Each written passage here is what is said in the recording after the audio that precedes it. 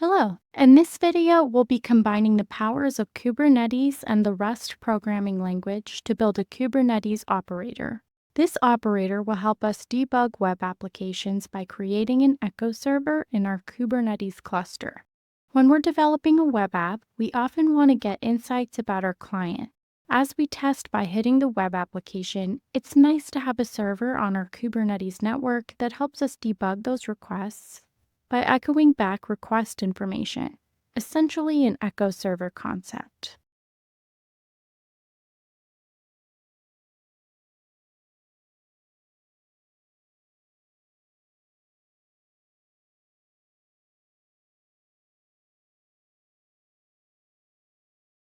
We'll use Google Kubernetes Engine, or GKE, for our implementation today, though the concepts should be portable across other Kubernetes environments like AWS or self-hosted options. The power of our operator comes from custom resource definitions, which will let us create these echo servers using simple declarative YAML when we run our operator. Let's jump right in and get started. We'll need an IDE type environment for development and probably a new Google project to set up our Kubernetes cluster. Since cluster creation takes a bit of time, we'll first go to Kubernetes Engine and enable the API. Once the Kubernetes Engine API is enabled, we'll navigate to the cluster page and create a small development cluster. We'll choose the standard option for more control over node pool design. A zonal instance will be cheaper, and we can scale down both the number of nodes and their size to save costs.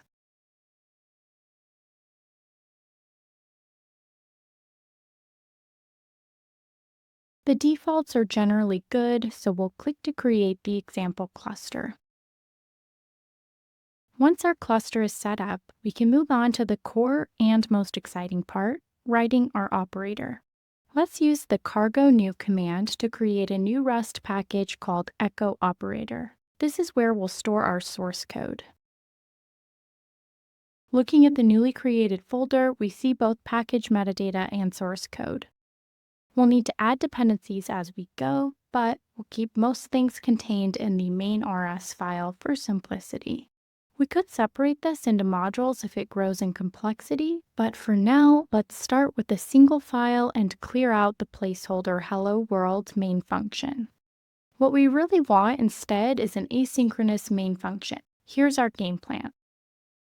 First, we'll replace the synchronous main function with an asynchronous one using Tokio. Second, we'll set up tracing for visibility. Third, we'll create a Kubernetes client. Fourth, we'll define the APIs we'll watch. Finally, we'll build the controller. For tracing, we'll use the tracing subscriber package.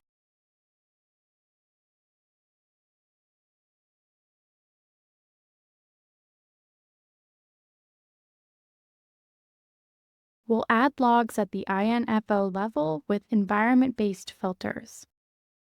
Let's add that package with cargo add tracing subscriber and check our cargo.toml file. We should loosen the version requirements and add the env filter feature we need.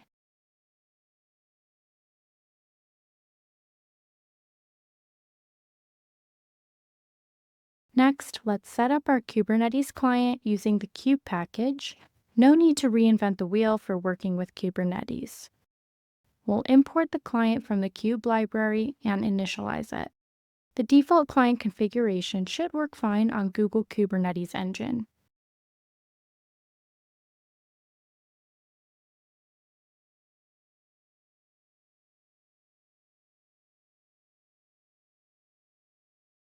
We'll install the kube package with cargo add kube and include the runtime and derive features.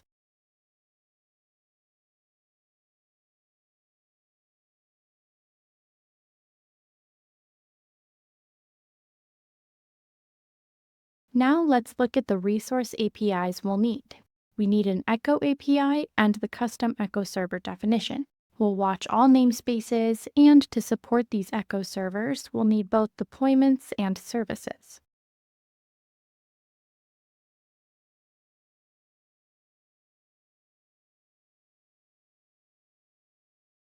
We should handle these imports at the top of our file.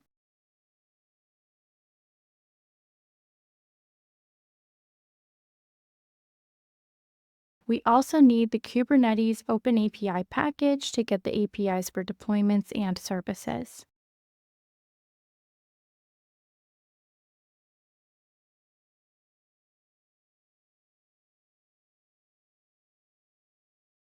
Let's do a quick test to see if we can build our project.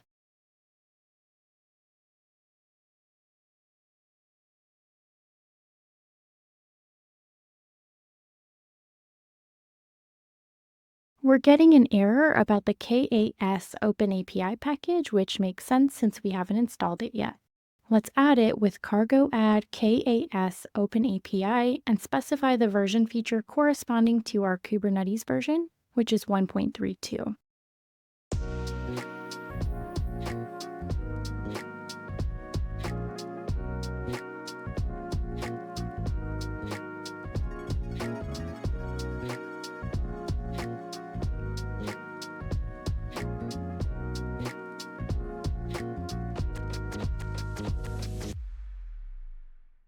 We have a few more errors to fix.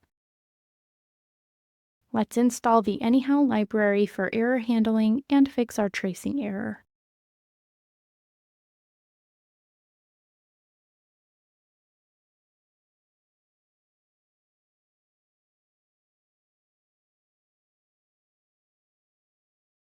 The default imports for Anyhow and tracing should be sufficient.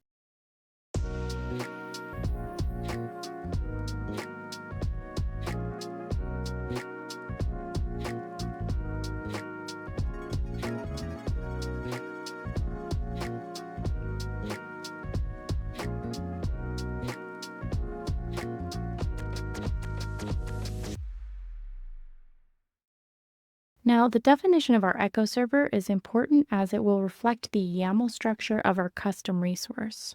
We'll derive the custom resource attribute and add serialization capabilities, cloning, debugging, and JSON schema support. We'll set our version to v1, kind to echo server, and scope it to be namespaced. We need additional imports now. Custom resource comes from the kube package, and we should import serialize and deserialize from CRDA, as well as JSON schema.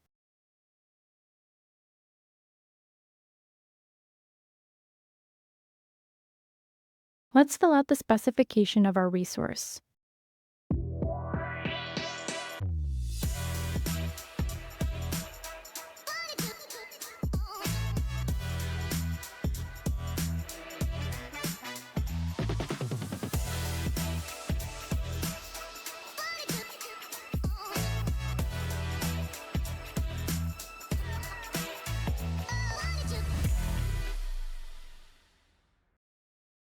We'll want fields for replicas, port, and message, which will echo back when we test the server.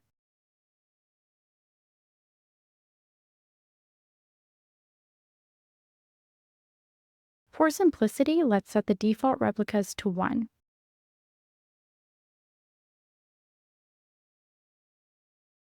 While defining our data types, let's also define echo server status. For now, we'll just include a deployed Boolean field. We could add more like ready replicas, but let's keep it simple. We'll derive some traits for this too.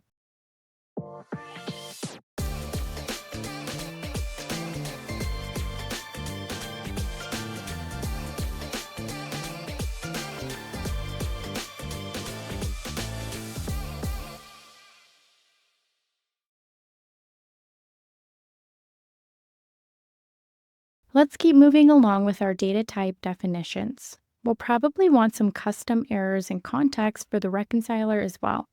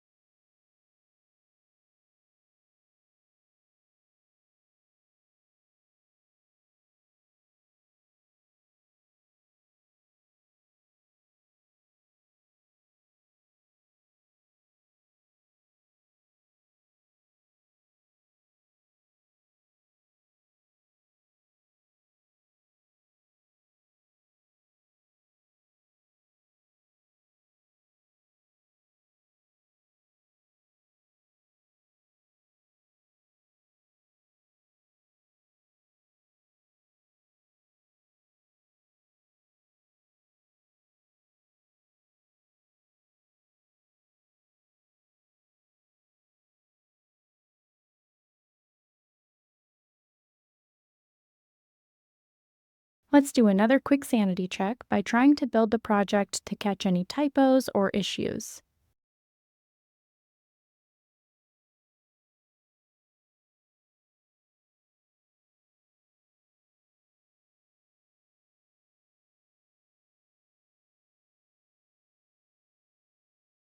We need to import the CRDA.json library and set up some associated imports.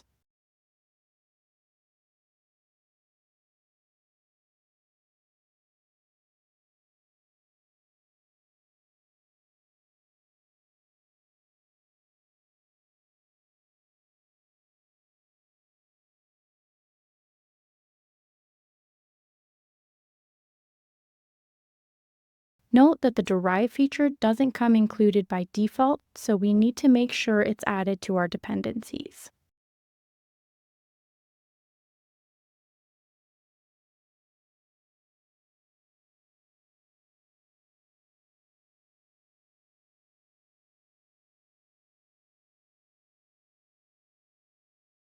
We should also import tracing error, info, and warn functions in case we need to use them for logging.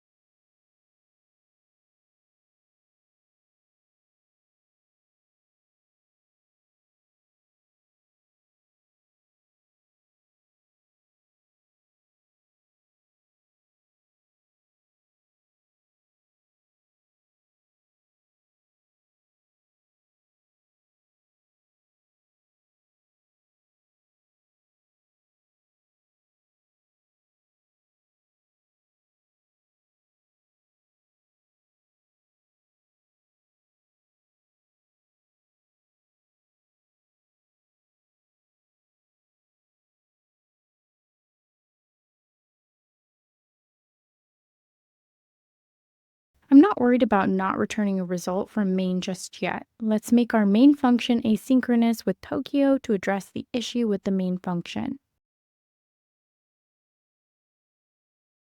We probably want the full Tokio capabilities, so let's specify that.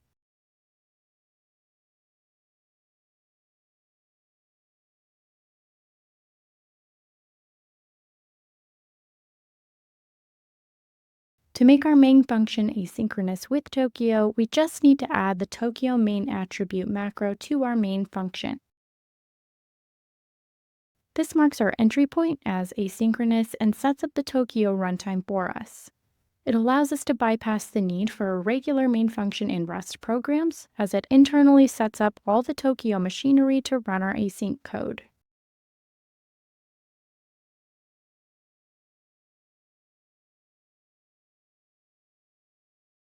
We're still getting an error about the return types from our main function, but that's okay for now. We'll handle that later. I think we fixed enough issues to move forward. Next, we're going to build and run our controller. We'll use the controller data type, specify our Echo API with a list of parameters, and use the same format for the other APIs too.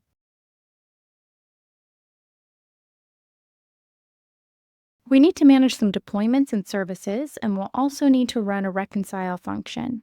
This reconciliation process is really the heart of Kubernetes operators. We'll pass along a client context for each resource, then match on that resource and check whether it's healthy or not.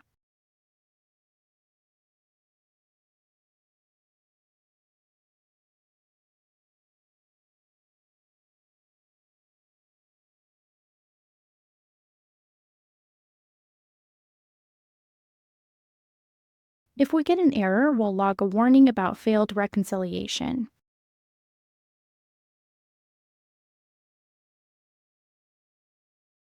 At the end of our main function, we'll add an OK to get the right return type.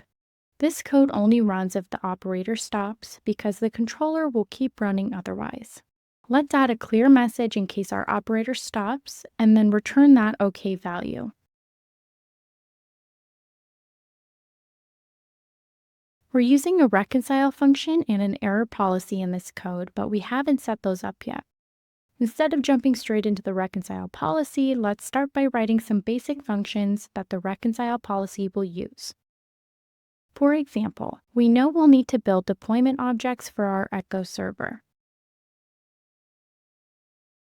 Let's set some variables at the top of our build deployment function.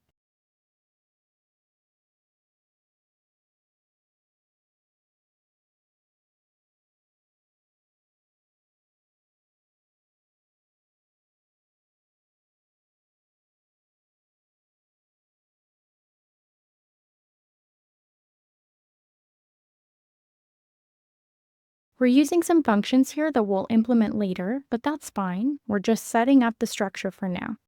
Here's where we build our deployment object. This is key. We're defining what these deployments for our Echo server should look like.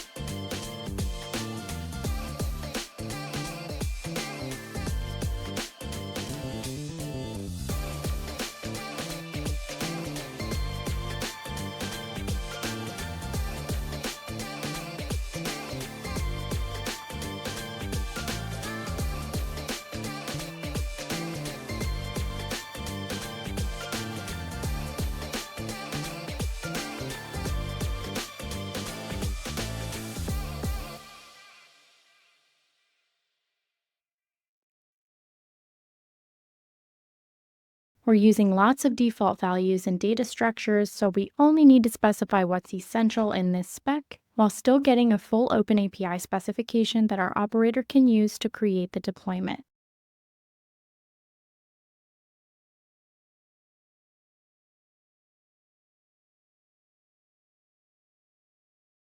Let's add a few relevant imports at the top as we draft out our deployment spec.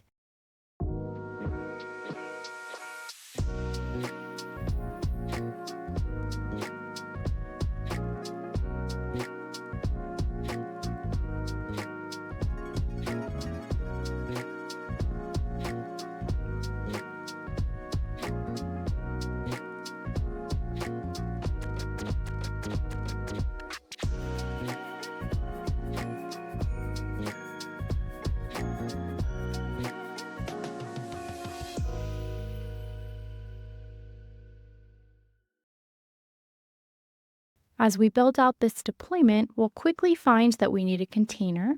So let's put a placeholder in for now, and we'll figure out the exact container later.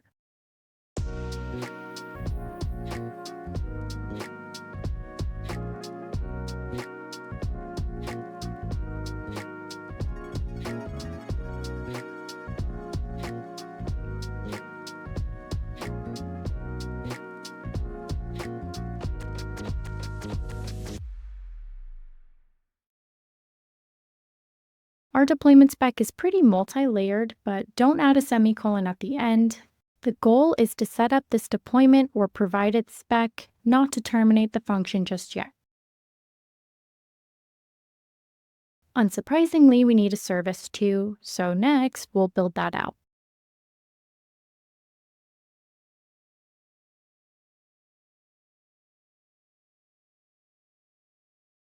We'll start with similar variables near the top and then work through our service spec.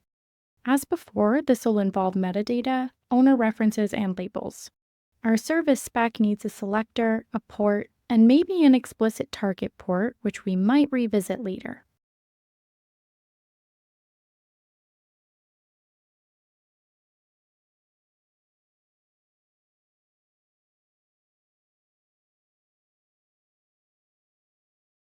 Our service spec is simpler than the deployment, so it's shorter and easier to write. Now we're using a common labels function in both the deployment and service. Let's define that next.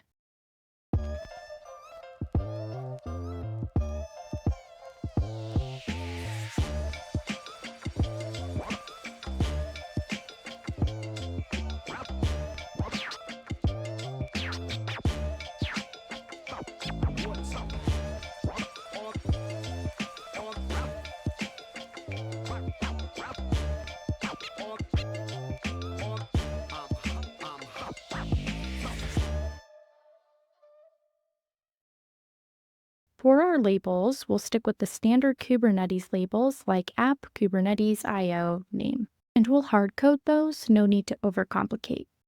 Let's also add an instance label. Finally, we'll return those labels at the end. We're getting really close. Before we build our reconciliation function, the main logic of our operator, we still need an error policy function, which we referenced but haven't written out yet. Plus, we want something that can update the status of sub-resources for the Echo server. Let's build both of those quickly.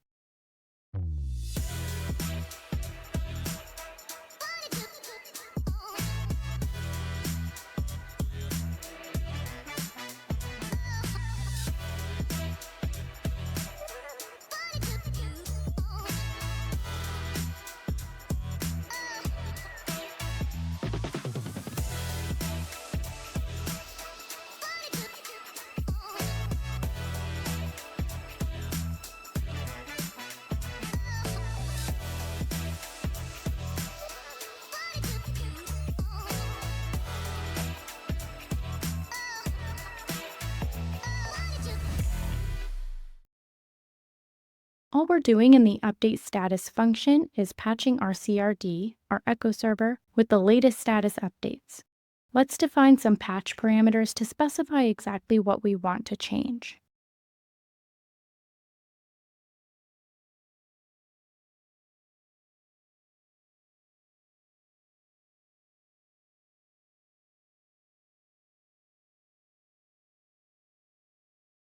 And to keep things complete, let's add some info logging about the object's name and its current status.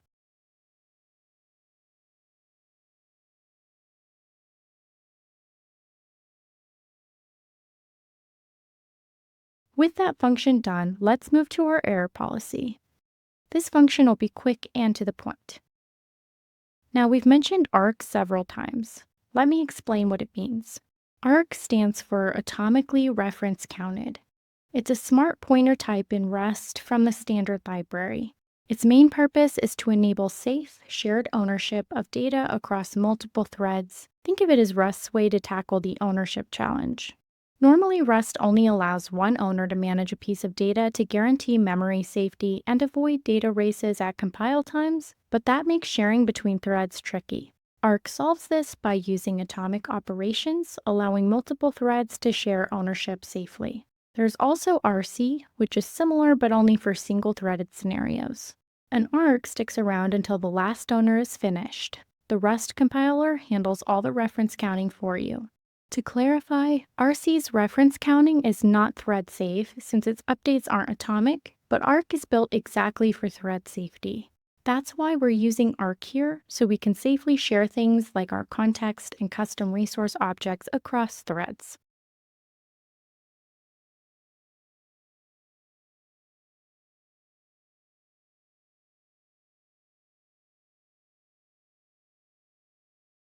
Let's update our imports as needed, adding more capabilities as we go.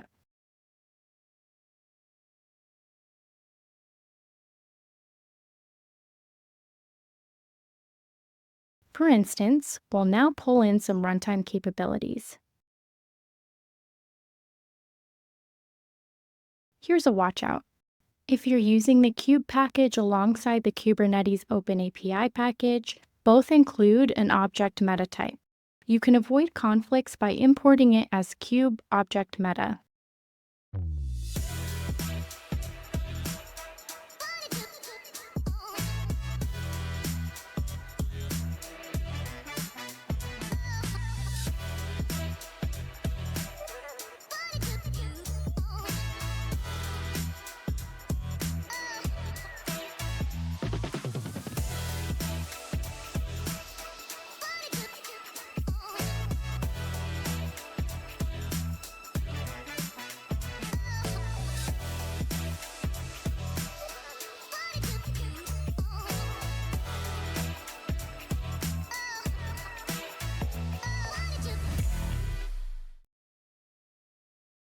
For simplicity, let's say our error policy will always retry with a delay. A more advanced setup might examine the error type and adjust behavior, but for now, this keeps things straightforward.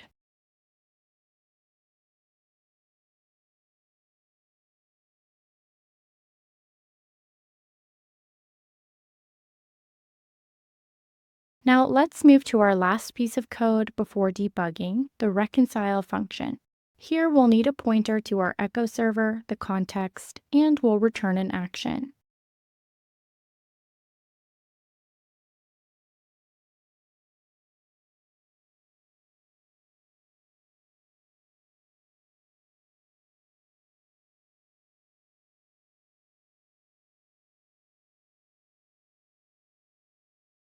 Be sure to add logging along the way. It's essential for tracking what's happening. We need access to APIs for deployments and services first.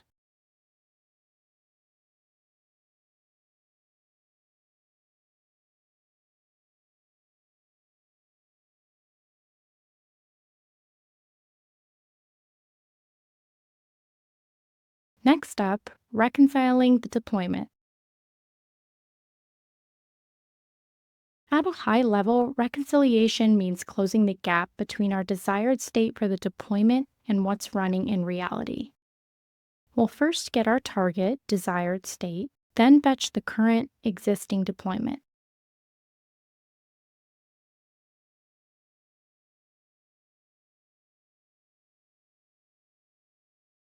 We can check if things like the replicas count and the message environment variable are set as we want them.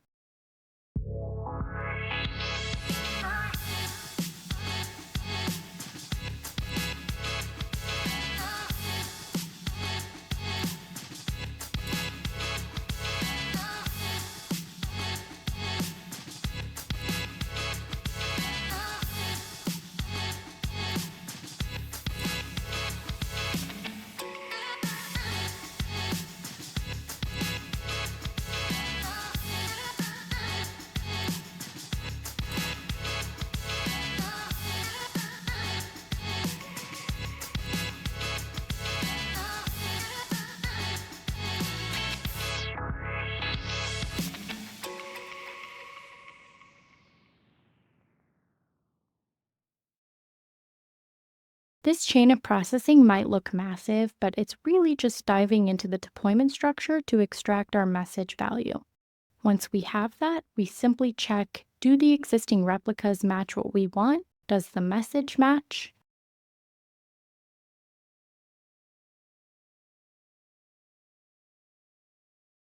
If our existing replicas don't match the desired replicas, or if the existing message doesn't match the desired message, we'll log that we're going to update the deployment. We'll set the existing deployment spec to our desired spec and replace it on the cluster.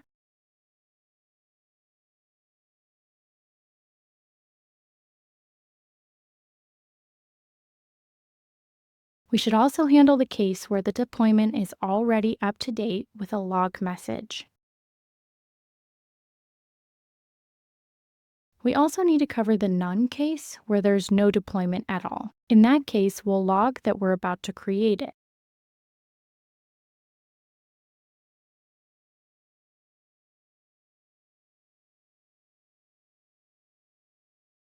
Let's expand our error handling too. If deployment creation fails, we'll log the error and return it so we know exactly what went wrong. With our deployment logic mostly wrapped up, let's tackle the service. This is the other half of our reconciliation puzzle. The structure is similar. We'll check if we need to update by examining the existing port configuration.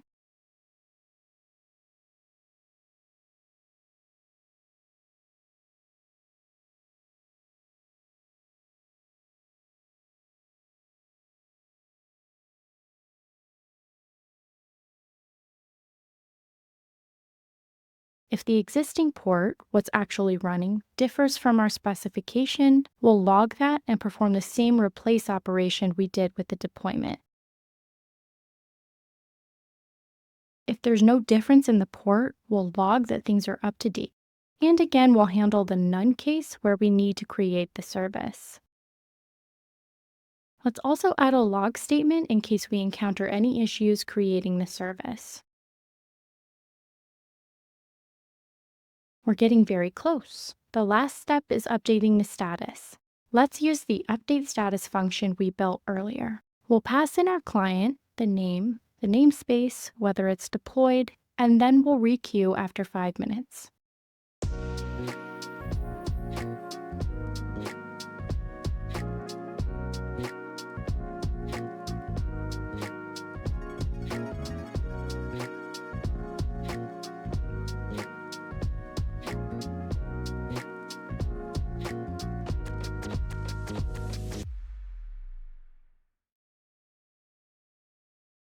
At this point, we have essentially all our code in place. Next up, debugging. We'll first try compiling to get a clean build before running the operator. This will require some Kubernetes resources, building a Docker image, and more.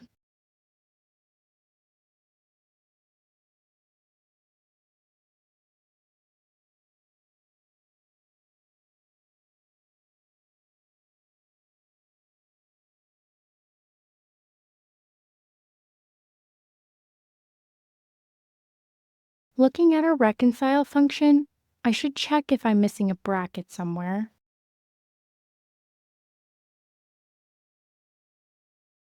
It actually looks like the bracket is there.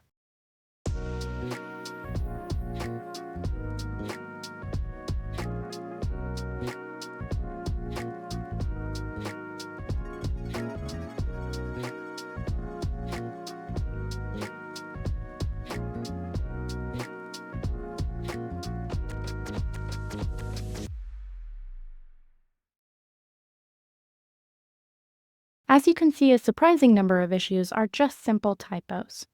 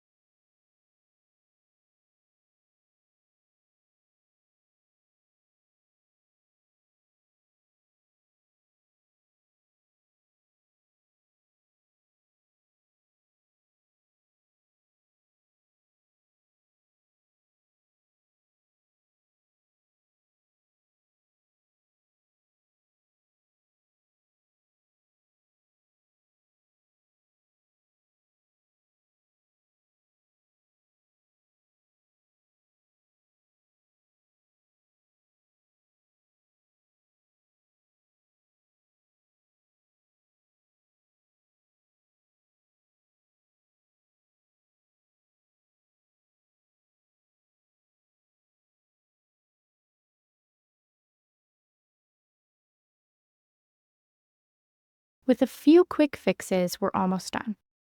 Let's remove a couple of variables we no longer need.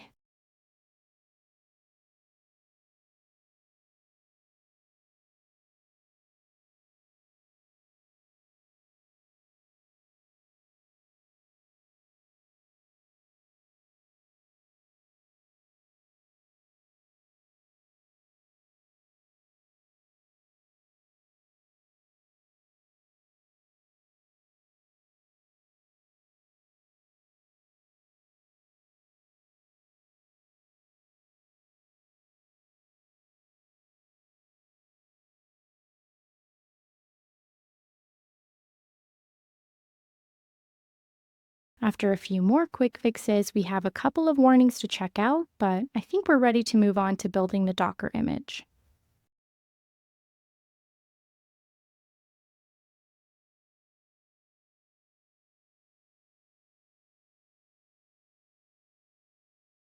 Let's make things tidier by reducing the nesting in this repo, moving everything to the root directory. We'll create the Docker file here. Remember, our goal is to run this on a real Kubernetes Engine cluster. We already have one ready, but first we need somewhere to publish our Docker image. Artifact Registry is a great choice. It's built into Google Cloud and the cost is almost negligible. We'll create a Docker-based repository using a single region to keep things simple and cost-effective. Click to create. Now we'll be able to push our Docker image to this repo, making it available to our Kubernetes systems.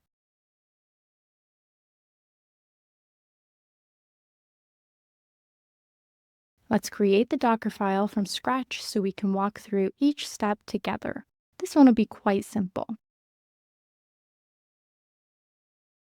We're using Rust version 1.86, so let's build our application with that version. Pinning it to a specific version ensures reproducibility. Next, we'll set a working directory like usr, src, app, and that's where we'll add the source code to build.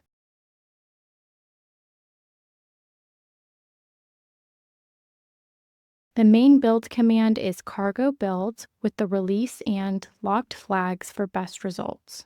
After that, we'll move to the second stage, the actual runtime environment. Because Rust is compiled, we don't need to include the source code, just the compiled binary.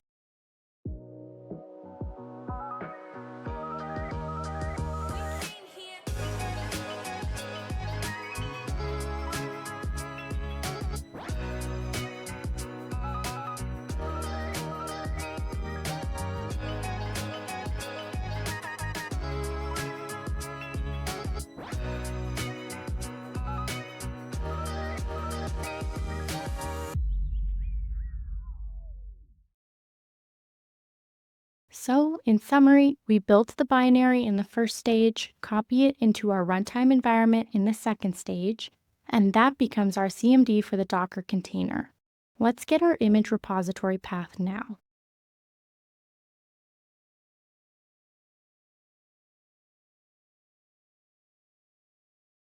Be sure to run the configuration command in your Cloud Shell environment if you haven't already. This configures your Docker CLI for that container registry.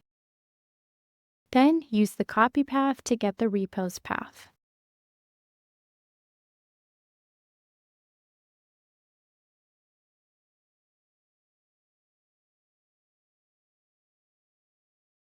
As we build this Docker container, let's also update our deployment code.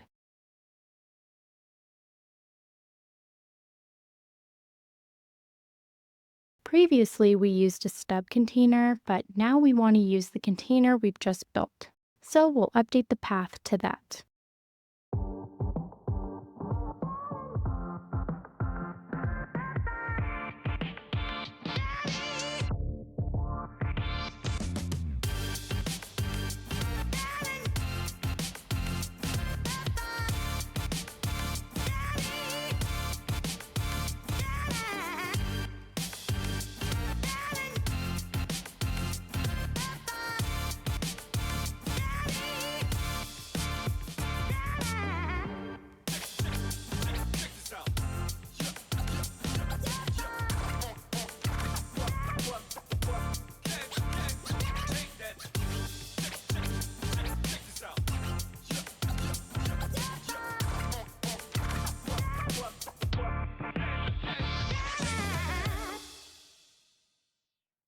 Once you've built the image, push it to the artifact registry.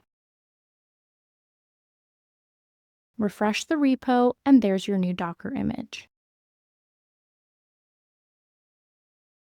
We're very close to the finish line, just a bit of Kubernetes configuration left to tie everything together. First up, the CRD spec. It's short and sweet, essentially the API contract for our custom resource. When someone creates an echo server, they can request replicas, a port, and a message, all with sensible constraints. We also add extra columns for kubectl get commands and scope everything to a namespace so the operator can safely create the matching deployment and service objects. Let's get the cluster credentials and apply this YAML.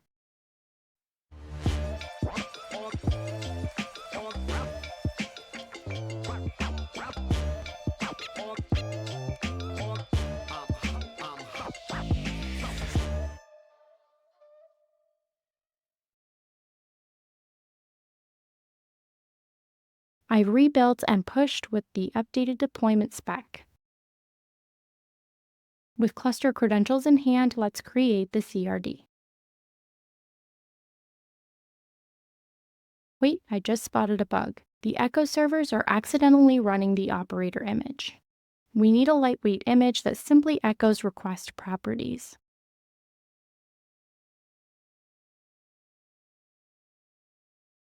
Let's quickly fix that, rebuild, and push.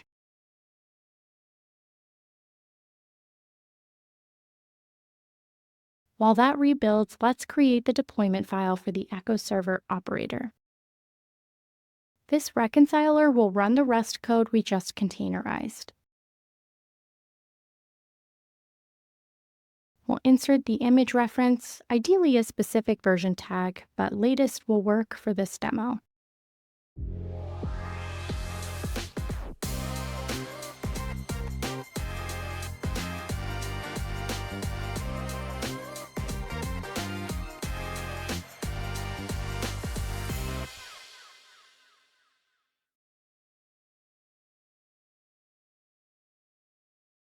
We'll also include a service account, cluster role, and cluster role binding for the required permissions, all contained in their own namespace.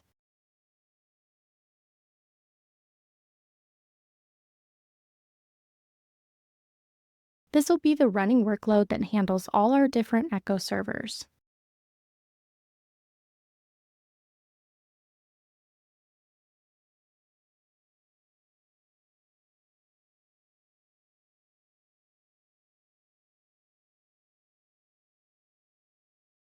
When we check our pod, it seems to be running successfully, but then stopping at the exit in our main RS file. That's a good sign that things are running okay, but it's a bad sign that our main function is reaching the OK return value. We need to make sure our controller keeps running. Let's add an await to wait on the controller, then rebuild and push to see if that fixes the issue.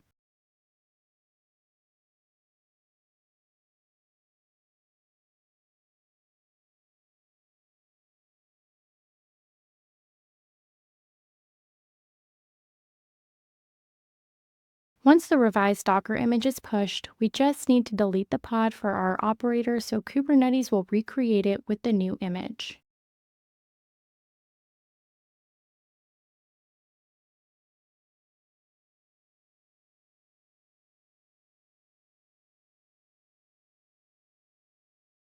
Now, when we look at the new pod, it seems to be running fine.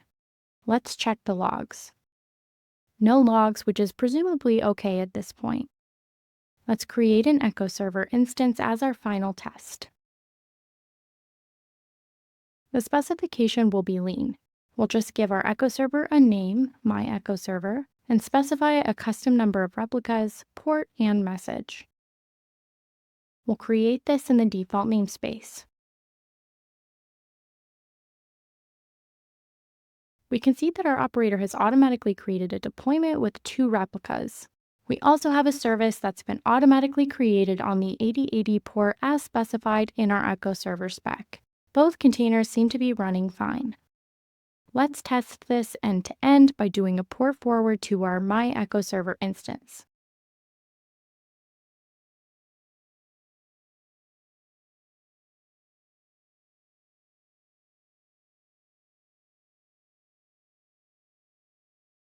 When we connect, we get a bunch of information back: hostname, IP addresses, and more. This confirms our system is working. For that additional fun feature where we added an environment variable with a message, we can check by going into the pod.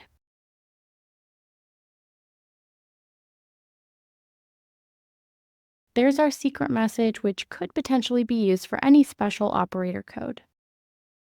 This completes our Kubernetes operator in Rust. To summarize what we've accomplished, we built a custom Kubernetes operator using Rust. We created a custom resource definition, or CRD, for our echo servers. The operator watches for echo server resources and creates the necessary deployments and services. We deployed the operator to a real Kubernetes cluster, and we verified everything works by creating an echo server instance and testing it. The beauty of this approach is that it allows us to create debug echo servers declaratively with simple YAML files whenever we need them. This helps us debug web applications by seeing exactly what requests are coming in. This approach combines the power of Kubernetes custom resources with the performance and safety of Rust. Our operator continuously reconciles the desired state from our CRD with the actual state in the cluster, creating, updating, and deleting resources as needed. If you'd like to support the channel, consider starting a free trial of our new design tool, which is linked in the description, and let us know what you think. We'll include all code and the diagram file in the description as well. If you have any questions, please post them in the comment section and we'll do our best to respond. Thank you very much for watching to the end, and please enjoy responsibly.